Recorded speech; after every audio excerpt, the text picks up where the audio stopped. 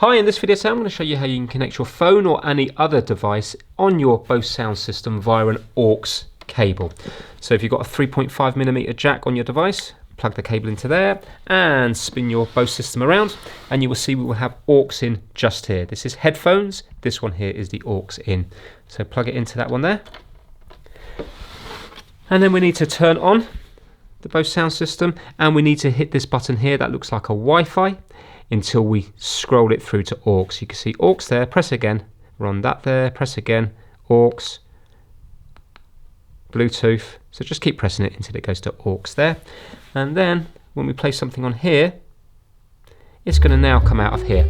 Obviously you've got the main control here on your phone like normal, but you can also control the volume via here.